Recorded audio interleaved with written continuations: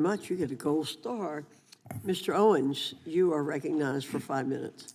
Thank you. Thank you very much. First of all, I want to congratulate all of you. This has been well overdue, this conversation.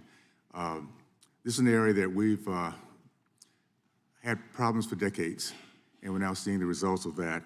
I was aware back in 2017 to see a report coming out of the Department of Education that 75% of the black boys in the state of California could not pass standard reading and writing tests. Now, unfortunately, as terrible as that news is, it kind of went over the head of most people. They weren't surprised, they just kind of figured that's the way it is. Well, now we're seeing across the country the power of the unions that led this demise of education and hopes in California was going across our country.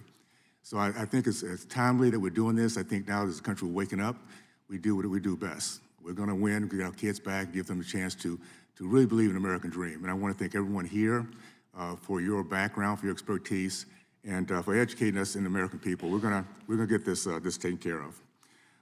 Ms. Pulsifer, the cost of obtaining post-secondary credentials has nearly tripled the rate of inflation over the last 2 decades, forcing students to borrow for degrees without any guarantee that it will see a financial return for the time and money invested in the program.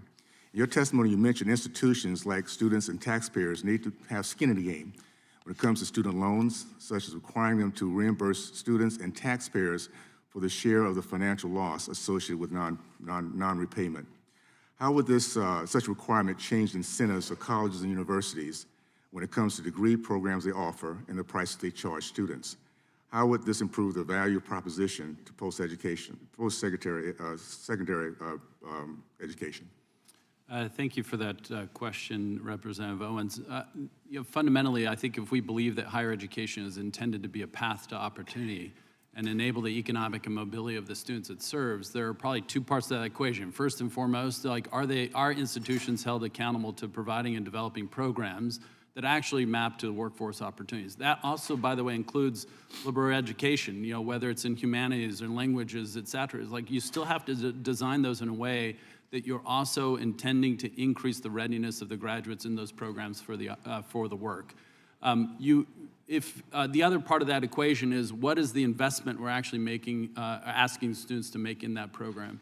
When you have institutions, or you're expecting institutions, requiring institutions to have greater skin in the game, it's gonna force greater accountability to designing and develop programs that are relevant to the future work and to also keep their costs in check. Right now, there's no check against the cost of delivering education, such that you've seen, as you pointed out, that the cost of attending a completed degree has risen at more than twice the rate of inflation for many decades now, since 1980.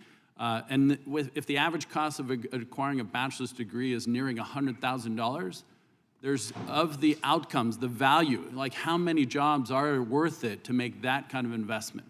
And so we can certainly find ways by which we hold institutions to greater accountability for both the cost of completing the credential and that those credentials are relevant to the opportunity. Thank you.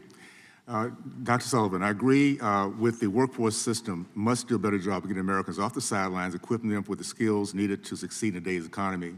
For more than 2 decades, Utah has integrated their workforce development system with other safety net programs to provide unemployed workers a streamlined way to access the support they need to secure a job. Can you discuss how strong regional and statewide coordination between workforce development and human services providers can improve outcomes for the individuals they serve?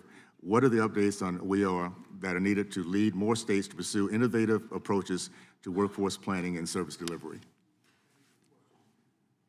Sorry, thank you for the question. I think the integration between services that are provided, oftentimes we provide the services to individuals that aren't necessarily under WIOA. They may fall under a separate portion of state government, a separate policy act, but the coordination has to be there, not just simply the agencies working together, but also data. While we continue to provide the privacy that is necessary, but also ensure that we're able to provide the benefits, the wraparound services that you heard the governor talk about a few minutes ago.